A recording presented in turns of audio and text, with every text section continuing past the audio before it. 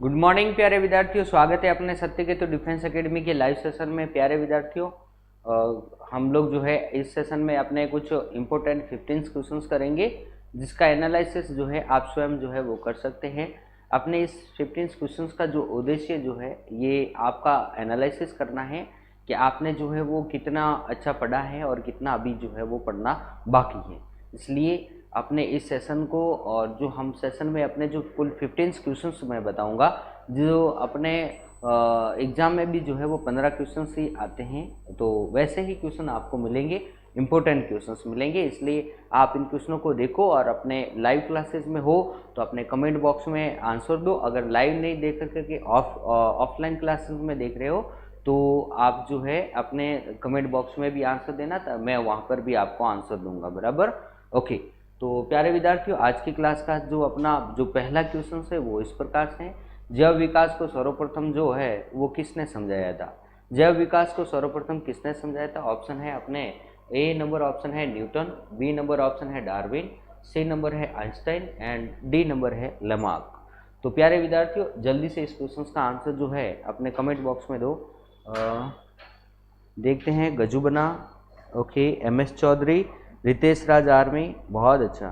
तो पहले जय हिंद, जय हिंद आप सभी को मेरा जय हिंद, बराबर। गोमाराम, चलो तो पहले क्वेश्चन का जो आंसर जो है वो जल्दी से भेजो। पहले क्वेश्चन को हम थोड़ा सा स्लोली करेंगे ताकि दूसरे स्टूडेंट भी जो है वो एक बार जुड़ जाए, फिर हम लोग जो है फास्टली चलेंगे थोड़ा, ठीक है। यस, बोमाराम, बोमाराम फर्स्ट में बी आंसर, ओके। मनोज के बी आंसर, यानी कि अपने जैव विकास को सर्वप्रथम किसने समझाया था? जैव विकास को सर्वप्रथम किसने समझाया? ठीक है ना, जीवों के विकास को सर्वप्रथम जो है वो किसने समझाया? बी आंसर दे रहे हो, जी नहीं। मेरे प्यारे विद्यार्थियों, जैव विकास को जो है वो सर्वप्रथम जो है वो आइंस्टाइन ने समझाया था। आई बात समझ? ऑप्शन नंबर सी जो है ये हमारा करेक्ट आंसर होगा, राइट। ओके, डार्विन नहीं, ठीक है ना। डार्विन और आइंस्टाइन दोनों जो है सिमिलर है, लेकिन डार्विन से भी थोड़ा पहले जो है वो अपने आइंस्टाइन जो है वो बता चुका था जैव विकास के बारे में, बराबर ना। इसलिए इसका आंसर हम लोग जो है वो आइंस्टाइन देंगे, बराबर। Yes yes, option number C right होगा, बराबर ना। डी नहीं होगा, लेमार्क नहीं होगा, बराबर ना। ओके, और आइंस्टाइन के बाद में कौन सा आया था? डार्विन। डार्विन के बाद में जो है वो लेमार्क आया था, ये चीज ध्यान में रखना। डार्विन, आइंस्टाइन, डार्विन और लेमार्क। यस, लकी राज से तो बहुत अच्छा, प्रणाम। ओके, चलो आगे चलते हैं हम लोग। अब क्लास को थोड़ी फास्ट लेंगे हम लोग, नेक्स्ट क्वेश्चंस की तरफ चलेंगे। अगला हमारा question number second. Question second है अपना इस प्रकार से, वनस्पति विज्ञान का जो जनक जो है वो कौन है? तो जल्दी से आंसर दो। इस क्वेश्चन को हमने पहले भी मैं आपको इस क्वेश्चन के बारे में बता चुका हूँ और आज फिर मैं आपको इस क्वेश्चन के बारे में बता रहा हूँ। वनस्पति विज्ञान का जनक है न्यूटन, थियोफ्रेस्टस, अरस्तु एंड डार्विन। तो जल्दी से आंसर दो भाई, क्या होगा? क्वेश्चन नंबर सेकंड का आंसर भेजो, फटाफट आपके आंसर आने चाहिए, फिर हम लोग फटाफट जो है वो आगे करते हैं, बराबर। सेकंड का बी आंसर आ रहा है, M S Chaudhary, Vicky Bishnoi, Saurabh Negi, Lucky, Ritesh Raj army, okay, Puran Singh Bhati, Tej Singh, okay, Saurabh Negi. B answer आ रहा है सबका, है ना, यानी थियोफ्रेस्टस। बहुत अच्छा मेरे प्यारे विद्यार्थियों, वनस्पति विज्ञान का जो जनक जो है वो अपने थियोफ्रेस्टस है, यानी कि ऑप्शन नंबर बी जो है वो हमारा करेक्ट आंसर है। न्यूटन जो है वो भौतिक विज्ञान का जो है वो जनक है, ये चीज ध्यान में रखना। ओके, अरस्तु जो है वो जीव विज्ञान कह दो, जीव विज्ञान, या हम लोग कहते हैं प्राणी विज्ञान, दोनों का जनक यही है, बराबर ना। और रसायन विज्ञान का जो जनक है वो लेवासी है और वनस्पति विज्ञान का जनक जो है वो थियोफ्रेस्टस है, बराबर ना। ओके, आगे चले हम लोग नेक्स्ट क्वेश्चंस की तरफ चलते हैं। अगला हमारा क्वेश्चंस जो है वो इस प्रकार से है, यानी कि इस क्वेश्चंस में अपना ऑप्शन बी जो है वो राइट होगा। आगे चलते हैं नेक्स्ट क्वेश्चंस की। क्वेश्चन नंबर थर्ड, कोशिका के बारे में निम्नलिखित में से कौन सा कथन जो है वो सही नहीं है? यानी कि सेल्स के बारे में कौन सा जो कथन जो है वो सही नहीं है। तो जल्दी से आंसर दो, कौन सा कथन सही नहीं है, जल्दी से आंसर दो भाई, क्या होगा। एक सेल्स के बारे में कौन सी थ्योरी या कौन सा सिद्धांत या क्या कौन सा कथन सही नहीं है। कोशिका के आकार और माप विशिष्ट कार्य से संबंधित होते हैं। कुछ कोशिकाओं के बदलते आकार होते हैं। प्रत्येक कोशिका में निष्पादन की अपनी क्षमता होती है। सभी देह ऊतकों में एक ही प्रकार की कोशिकाएं विद्यमान पाई जाती है। तो जल्दी से क्वेश्चंस जो है वो बताइए, मुझे सभी बताइए, जल्दी से क्वेश्चंस का आंसर बताइए। हाँ जी, बहुत अच्छा, जल्दी से आंसर दो भाई। क्वेश्चन नंबर 3 का आंसर भेजो जल्दी से, कौन सा होगा। कौन सा कथन जो है वो सही नहीं है वो बताना है, जल्दी से आंसर दो, क्या होगा। अरे सही लिख कर भेजो क्या। रितेश बी आंसर दे रहे हैं, फिर Lucky D, okay, MS Chaudhary D, Vicky Bishnoi D answer दे रहा है, बहुत अच्छा, शाबाश। और भेजो जल्दी से क्वेश्चन का आंसर दो। सौरभ नेगी का भी आंसर आ गया है, बहुत अच्छा, शाबाश। प्यारे विद्यार्थियों, एमएस चौधरी चोटन, सॉरी डी होगा, कोई बात नहीं, मुझे पता था बी से लिखने में थोड़ा डी लिख दिया, बराबर ना, कोई बात नहीं, ठीक है, ओके। प्यारे विद्यार्थियों, सभी देह ऊतकों में एक ही प्रकार की कोशिकाएं, ये जो है ये हमारा गलत है। जैसे आपको पता होगा कोशिकाओं के आकार और माप विशिष्ट कार्य से संबंधित होते हैं, ठीक है ना। हमारे जैसे कि अपने देखा, हम देखते हैं कि जो अपने जो रेड जो होती है, लाल रक्त की जो सेल्स होती हैं वो कैसी होती है, उनका आकार और माप अलग अलग होता है, तंतु रूपी होते हैं। किसी का क्या आकार होता है, सभी एक ही आकार के नहीं होती, कोई गोलाकार रूप में होती है, बराबर ना। तो इस प्रकार से जैसे कि तो हम लोग अलग अलग आकार में जो है वो पढ़ते हैं, बराबर ना। सभी कोशिकाओं का एक जैसा आकार नहीं होता है, सबका आकार जो है वो अलग अलग होता है, बराबर ना, यस। कुछ कोशिकाओं के बदलते आकार होते हैं, बिल्कुल जरूर है, आकार भी बदलते रहते हैं, ओके। प्रत्येक कोशिकाओं में निष्पादन की अपनी क्षमता होती है, बराबर ना, हाँ, निष्पादन की अपनी क्या होती है, क्षमता होती है।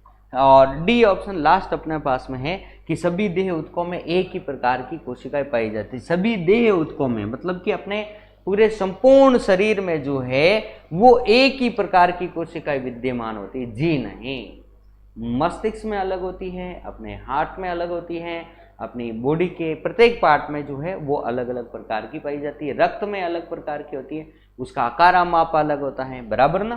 तो ये चीज़ ध्यान में रखनी। तो डी नंबर जो है वो हमारा गलत आंसर है, यानी कि ये सेल्स के बारे में सही नहीं है, बराबर, ओके। आगे चलते हैं। अनिश्चितता का सिद्धांत प्रतिपादित किया, बहुत अच्छा क्वेश्चन है और हमने इस क्वेश्चन को जो है वो कई बार क्वेश्चन को किया है। तो जल्दी से आंसर दो, अनिश्चितता का सिद्धांत जो है वो प्रतिपादन किया, किसने प्रतिपादन किया अनिश्चितता का सिद्धांत। क्वेश्चन नंबर 4 का आंसर दो।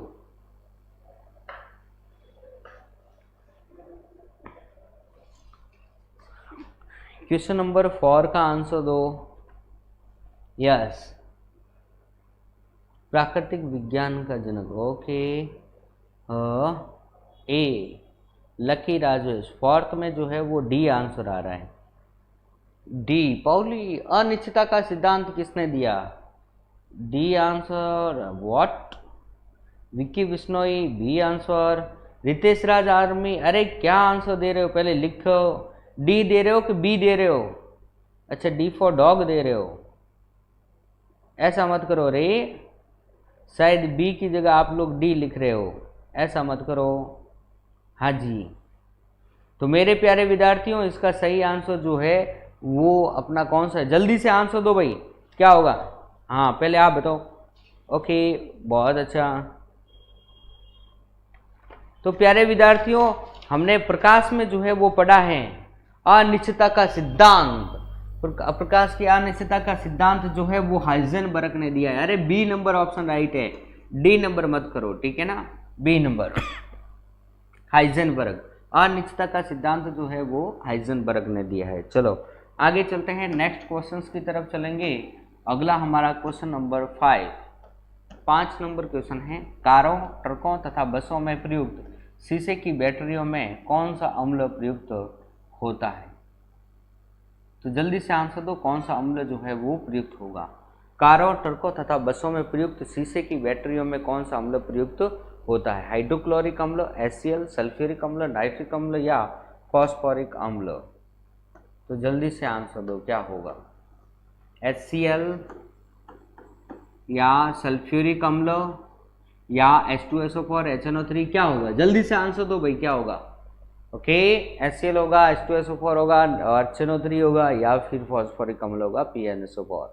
ओके, तो ABCD में से जल्दी से बताओ कारो ट्रको प्रयोग। बहुत सिंपल क्वेश्चन है ये तो, 5 नंबर में। बहुत अच्छा, बी आंसर आ गया है। 5 में तो कभी का आंसर आया है, बराबर ना।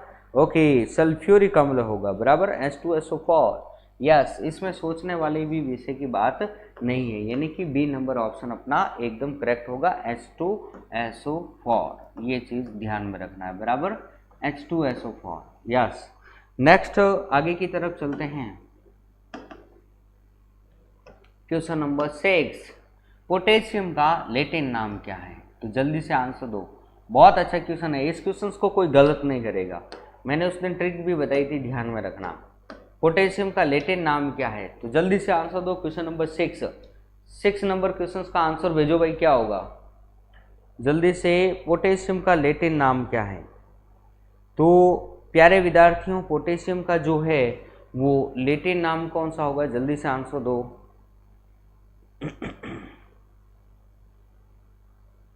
सी आंसर भेज रहे हो, बहुत अच्छा। पोटेशियम का लैटिन नाम जो है वो कैलियम है, क्योंकि आपको पता ही होगा पोटेशियम यानी कि के, यानी कि कैलियम, नाइट्रियम। ओके, जो कि सोडियम को हम लोग जो है Na लिखते हैं आई बास में, तो इसका क्या हो जाता है, नाइट्रियम हो जाता है, बराबर ना। तो ये इस प्रकार से ध्यान में रखना, कैलियम का जो है वो पोटेशियम का जो है वो लैटिन नाम है, यानी ऑप्शन नंबर सी हमारा राइट है। आगे चले, नेक्स्ट क्वेश्चन की तरफ चलते हैं। अगला क्वेश्चन नंबर 7 है, निम्नलिखित में से कौन सी सदिश नहीं है, कौन सी सदिश राशि नहीं है। बहुत अच्छा क्वेश्चन है प्यारे विद्यार्थियों, सदिश राशि कौन सी है, और इसको मैंने कई बार जो है वो बताया है। सदिश राशि नहीं है वो देखना है। तो प्यारे विद्यार्थियों, आपको पता होगा वी, वे, ब, श एंड त, वी, वे, ब, श एंड त्व, ये लाइंस ध्यान में रखनी है। ओके, ये सारी जो है वो सदिश राशियाँ जो अपने एग्जाम में, और भी होती है सदिश राशियाँ, लेकिन अपने एग्जाम से संबंधित, कंपटीशन एग्जाम में ये राशियों से संबंधित ही क्वेश्चंस आता है, बराबर। ओके, वी का मतलब होता है अपने पास में विस्थापन, ये चीज़ भी ध्यान में रखनी है।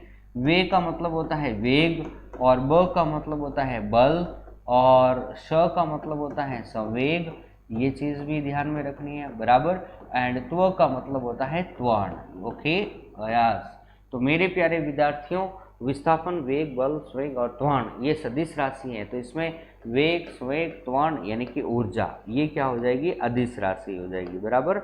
जो सदिश नहीं है वो क्या होगी, अदिश हो जाएगी। ओके, यानी कि ऑप्शन नंबर जो अपना ये डी नंबर ऑप्शन जो है वो राइट होगा। बहुत अच्छा, शाबाश, सभी का आंसर राइट आ रहा है। आगे चले, नेक्स्ट क्वेश्चंस की तरफ चलते हैं। एनर्जी, बहुत अच्छा, आगे चलते हैं, नेक्स्ट क्वेश्चंस की तरफ चले। तो अगला हमारा क्वेश्चन जो है वो इस प्रकार से है। क्वेश्चन नंबर 8, निम्नलिखित में से कौन सा विद्युत चुम्बकीय तरंग नहीं है। विद्युत चुम्बकीय तरंग नहीं है वो हमें बताना है। गामा किरण, प्रकाश किरण, एक्स किरण या कैथोड किरण, कौन सी किरण जो है वो विद्युत चुंबकीय तरंग नहीं है। तो जल्दी से आंसर दो, कौन सी जो है वो विद्युत चुंबकीय तरंग नहीं है। तो प्यारे विद्यार्थियों, जल्दी से आंसर भेजो। ए, बी, सी एंड डी, जिनमें से कौन सा आंसर होगा, विद्युत चुंबकीय तरंग नहीं है।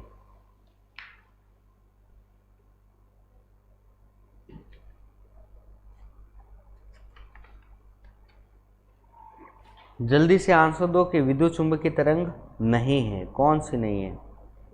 ओके, हाँ, तो सीधी सी बात है। बहुत अच्छा, सबका आंसर भी आ चुका है, ये चीज़ ध्यान में रखना है। विद्युत चुंबकीय तरंग इसमें जो है वो कैथोड किरणें नहीं है। बाकी गामा किरण, प्रकाश किरण और एक्स किरण ये सारी क्या होती है, विद्युत चुंबकीय तरंग होती हैं। लेकिन कैथोड किरणें जो है वो विद्युत चुंबकीय तरंगे नहीं होती है, यानी कि डी नंबर ऑप्शन इसका करेक्ट आंसर होगा। बहुत अच्छा, शाबाश। सी नहीं होगा, डी होगा, बराबर ना। यस, आगे चले हम लोग नेक्स्ट क्वेश्चंस की तरफ चलते हैं। अगला हमारा क्वेश्चंस जो है वो इस प्रकार से है। क्वेश्चन नंबर 9 है, दूरदृष्टि निवारण के लिए काम में लेते हैं। तो मेरे प्यारे विद्यार्थियों, आपको पता ही होगा कि दूरदृष्टि यानी कि हाइपरमेट्रोपिया, जिसमें दूर की वस्तु दिखाई देती है लेकिन पास की वस्तु दिखाई नहीं देती है। तो पास की वस्तु को देखने के लिए हम लोग जो है वो किस लेंस का उपयोग करते हैं, तो आपको पता ही होगा कौन सा लेंस होगा, बराबर ना। तो दूरदृष्टि निवारण के लिए काम में लेते हैं, कौन सा लेते हैं दूरदृष्टि के लिए। 9 नंबर क्वेश्चन का आंसर दो, सी आंसर, बहुत अच्छा, शाबाश। उत्तल लेंस बिल्कुल सही आंसर है। पास की वस्तु, दूरदृष्टि दोष में दूर की वस्तु दिखाई देती है, पास की वस्तु दिखाई नहीं देती। तो पास की वस्तु को देखने के लिए हम लोग जो है उत्तल लेंस का उपयोग करेंगे। चलो ठीक है, आगे चलते हैं। क्वेश्चन नंबर 10 नंबर जो क्वेश्चन है वो इस प्रकार से है। शुष्क पाउडर अग्निशामक में होता है। शुष्क पाउडर अग्निशामक में होता है, क्या होता है? बालू और सोडियम कार्बोनेट, बालू और पोटेशियम कार्बोनेट, बालू और सोडियम बाइकार्बोनेट। तो जल्दी से आंसर दो भाई, क्या होगा? ओके, शुष्क पाउडर में क्या होता है ये हमें बताना है। ओके, शुष्क पाउडर किसका होता है? जल्दी से आंसर दो। क्वेश्चन नंबर 10 का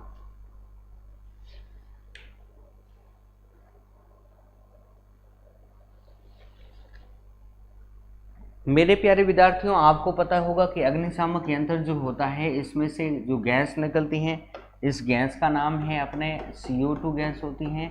और इसमें हम लोग H2SO4 प्लस अपन NaHCO3 का उपयोग करते हैं, सोडियम बाइकार्बोनेट। ओके, NaHCO3 यानी कि सोडियम बाइकार्बोनेट का उपयोग हम लोग जो है इसमें करते हैं। लेकिन प्यारे विद्यार्थियों, इसने शुष्क पाउडर में पूछा है, तो एक बात तो ध्यान में रखनी है, शुष्क पाउडर में अपना ये NaHCO3 सोडियम बाइकार्बोनेट तो होगा आइबास्मन में, प्लस पोटेशियम कार्बोनेट, ये नहीं होगा। तो सीधी सी बात है, ये आंसर बालू और जुड़ जाएगा आइबास्मन में। ऑप्शन पे करना चाहे तो सिंपल है, हो जाता है, यानी कि डी नंबर जो ऑप्शन जो है वो हमारा करेक्ट आंसर होगा, बराबर। यस, आगे चलें हम लोग नेक्स्ट क्वेश्चंस की तरफ। अगला हमारा जो क्वेश्चन है वो क्वेश्चन नंबर 11। पूर्ववर्ती संयुक्त सोवियत संघ सोवियत रूस के चर्नोबिल नाभिकीय ऊर्जा केंद्र में वह दुर्घटना कब हुई थी जिससे वहाँ वायुमंडल में रेडियो न्यूक्लियर लाइट फैल गए थे? बहुत अच्छा क्वेश्चन है प्यारे विद्यार्थी, और अभी एट दिस टाइम जो है वो चर्चित भी है। आपको पता है यूक्रेन और रूस के बीच में जो है वो युद्ध चल रहा है, और उसमें जो यूक्रेन में है अपना ये चर्नोबिल, आई बात समझ में ना, चर्नोबिल नाभिकीय ऊर्जा संयंत्र, आई बात समझ। पूर्ववर्ती संयुक्त सोवियत रूस, मतलब यूक्रेन जो है पहले अपने रूस में था, इसने इसलिए पूर्ववर्ती लिखा है, बराबर ना। तो अभी ये रूस जो है अपने इसमें चर्नोबिल, ये नाभिकीय जो है इसके ऊपर अभी वो कब्जा कर रहा है, उसके आसपास आ चुका है, बराबर ना। तो इसमें से अपने रेडिएशन भी जो है वो निकलने के जो है वैज्ञानिक कह रहे हैं कि बहुत जल्दी रेडिएशन भी जो है वो बाहर आएंगे, बराबर ना। तो इसमें एक दुर्घटना हुई थी इस चर्नोबिल में, जो कि अपनी जो 1984 में मिथाइल आइसोसाइनाइड वाली हुई थी, वैसी की वैसी इस दशक की सबसे खतरनाक घटना है ये, आई बात में। तो जल्दी से बताइए कब हुई थी? ओके, 11 नंबर क्वेश्चन का आंसर दो, कब हुई थी? यस, जल्दी से आंसर दो, क्या हो? चर्नोबिल दुर्घटना कब हुई थी? सी आंसर आ रहा है, 1984। जल्दी से आंसर दो भाई, कब हुई थी? मेरे प्यारे विद्यार्थियों, 1984 में तो अपने वाली घटना हुई थी MIC, यानी कि वो अपने कौन सी घटना हुई थी? भोपाल त्रासदी, ये घटना हुई थी, भोपाल त्रासदी, आई बात समझ में, ये घटना हुई थी। ओके, लेकिन अपने चर्नोबिल जो है ना 1986 में हुई थी। ओके, 1986 में हुआ था, बराबर ना, ये चीज ध्यान में रखनी है। अरे 3 दिसंबर 1984, 3 दिसंबर 1984 को जो है वो अपने हुई थी भोपाल त्रासदी वाली गैस, बराबर ना, ये चीज ध्यान में रखनी। बुढ़े लोगों ने संभाला था, हाँ जी सर। भीड़ को भागने के लिए कौन सी जन के उससे करते हैं, कौन सी गैस का यूज करते हैं भीड़ को भगाने के लिए जो है वो कौन सी गैस का, सीधी सी बात है अश्रु गैस का उपयोग करेंगे, बराबर ना, ये चीज ध्यान में रखना है, बराबर। Okay okay. और जो अश्रु गैस का नाम है वो है alpha chloro acetophenone. Ammonia, chlorine और अल्फा क्लोरो एसिटोफिनॉन, इन तीनों को हम लोग जो है अश्रु गैस कहते हैं, जिनमें अल्फा क्लोरो एसिटोफिनॉन जो है वो प्रमुखतया यूज में ली जाती है अश्रु गैस में, बराबर। चलो भाई आगे चलते हैं, नेक्स्ट क्वेश्चन की तरफ चलेंगे। अपना क्वेश्चन नंबर 12, पार्किंस रोग के इलाज के विकास करने में महत्वपूर्ण योगदान देने के लिए निम्न में से किसे नोबेल पुरस्कार जो है वो प्रदान किया गया। जल्दी से आंसर दो, किसे नोबेल पुरस्कार दिया गया, जल्दी से ऑप्शन देखो और उसका आंसर दो। अरविंद कार्लन्स, वॉल्टर कोहने, रॉबर्ट बी लाफ्लेन या फरीद मुराद। जल्दी से क्वेश्चन नंबर 12 का आंसर भेजो, ठीक है ना, जल्दी से, बहुत अच्छा, जल्दी से आंसर दो भाई। 12 का आ चुका है डी, ओके, यानी कि फरीद मुराद, ये होगा क्या? जी नहीं मेरे प्यारे विद्यार्थियों, ए नंबर ऑप्शन बिल्कुल राइट है, अरविंद कार्लसन। आई बात समझ, जो कि किसने आंसर दिया है, MS चौधरी चौटर ने आंसर दिया, बिल्कुल सही है, ठीक है। और लकी राज सेतवा ने भी ए आंसर दिया है। ओके, अरविंद कार्लसन जो है इसका आंसर बिल्कुल करेक्ट आंसर है, बराबर ना। यस, आगे चलते हैं 13 नंबर क्वेश्चन। 13 नंबर क्वेश्चन इस प्रकार से है, चूहों के विष का रासायनिक नाम है। ओके, बहुत अच्छा क्वेश्चन है, जिंक ऑक्साइड, लेड नाइट्रेट या हम लोग ये कह सकते हैं जिंक फॉस्फेट। तो जल्दी से आंसर दो, क्या होगा? ओके, जल्दी से आंसर दो भाई, क्या आंसर होगा 13 नंबर क्वेश्चन में? 13 नंबर क्वेश्चन में जो है वो क्या आंसर होगा, जल्दी से आंसर भेजो। ओके, बहुत अच्छा, डी आंसर आ रहा है। यस मेरे प्यारे विद्यार्थियों, जिंक ऑक्साइड को हम लोग फिलोसफर वुल भी कहते हैं, बराबर ना। एंड जिंक फॉस्फेट को हम लोग जो है वो क्या नाम देते हैं, चूहा विष नाम देते हैं, यानी कि 13 में जो है वो डी नंबर जो है वो हमारा करेक्ट आंसर होगा, बराबर। यस, वेरी गुड, यानी कि डी नंबर आंसर जो है ये हमारा करेक्ट आंसर होगा, जिंक फॉस्फेट, बराबर ना। और जिंक ऑक्साइड को हम लोग जो है वो फिलोसफर वुल भी कहते हैं, फिलोसफर वुल, बराबर। यस, और जिंक ऑक्साइड को जो है इसे हम लोग चूहा विष के नाम से भी जानते हैं, बराबर। यस, आगे चले नेक्स्ट क्वेश्चंस की तरफ। क्वेश्चन नंबर आज की क्लास का अपना सेकेंड लास्ट क्वेश्चन है कि ग्रीन हाउस इफेक्ट का क्या अभिप्राय है। बहुत अच्छा क्वेश्चन है, तो जल्दी से आंसर दो, ग्रीन हाउस इफेक्ट का जो है वो अभिप्राय क्या है, तो जल्दी से आंसर दो भाई, क्या होगा? हाँ, ग्रीन हाउस गैस का जो है वो अभिक्रय क्या है, मतलब क्या है, मीन्स क्या है ग्रीन हाउस इफेक्ट का, तो जल्दी से आंसर दो। ऑप्शन है उष्मा के संरक्षण के लिए फसलों की ग्रीन हाउस में खेती करना, कार्बन डाइऑक्साइड के गैसों के कारण और सौर ऊर्जा का संग्रहण करना, या फिर अपने पास में पृथ्वी की ऊपरी सतह पर सौर ऊर्जा का संग्रहण, या वातावरणीय प्रदूषण के कारण ताप में वृद्धि। तो जल्दी से आंसर दो, क्वेश्चन नंबर 14 जो है इसका आंसर क्या होगा, जल्दी से आंसर दो, क्या आंसर होगा भाई, जल्दी से आंसर दो।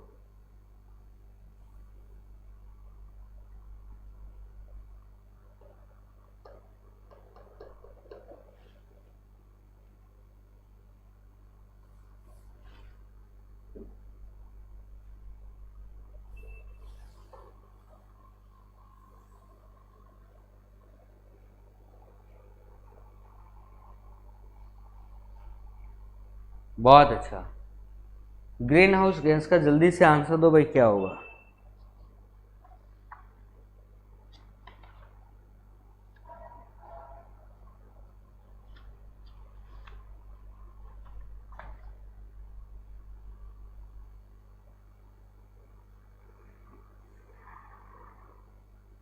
ठीक है, ग्रीन हाउस इफेक्ट क्या है?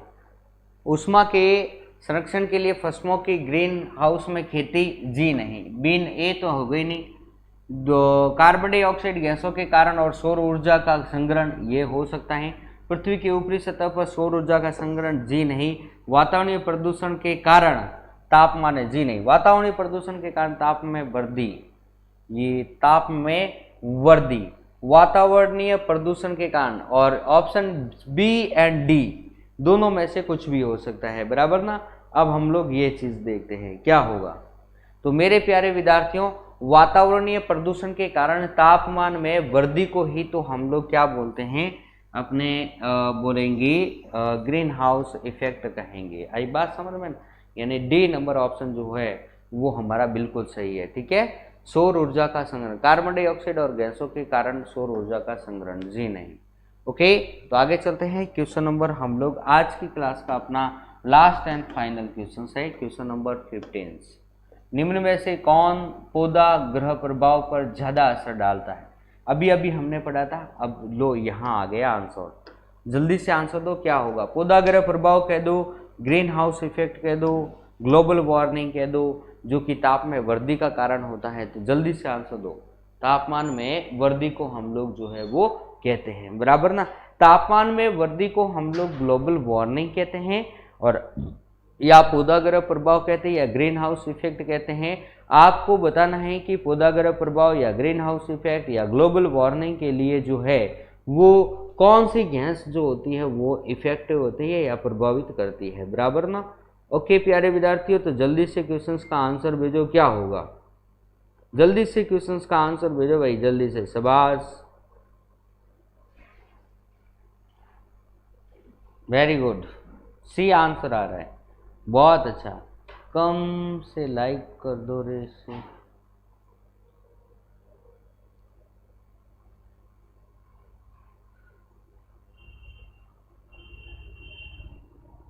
ओके, लाइक और शेयर जरूर कर दिया करो, ठीक है।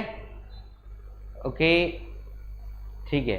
तो मेरे प्यारे विद्यार्थियों, इस क्वेश्चन का जो आंसर है कार्बन डाइऑक्साइड यानी कि CO2, यह एक जो है अपने वातावरण को प्रभावित करने वाली गैस है, जिसके कारण जो है वो पौधाग्रह प्रभाव ज़्यादा असर पड़ता है, पौधाग्रह प्रभाव पर असर डालती है, बराबर। Okay, CO2 gas, C number option. Okay, तो प्यारे विद्यार्थियों, आज के अपने जो इम्पोर्टेंट क्वेश्चंस जो है हम लोग यहीं पे फिनिश करेंगे, और ये हमारे 15 क्वेश्चन है। आशा करता हूँ आज के सेशन में आपकी ज़्यादा से ज़्यादा आपके राइट हुए हैं, और ज़्यादा से ज़्यादा आपके सही हुए, और आपको समझ में भी आए, और आपको अच्छे भी लगे हैं, बराबर। तो प्यारे विद्यार्थियों, चलते हैं, कल फिर मिलेंगे। तब तक के लिए आप सभी को मेरा जय हिंद, जय भारत।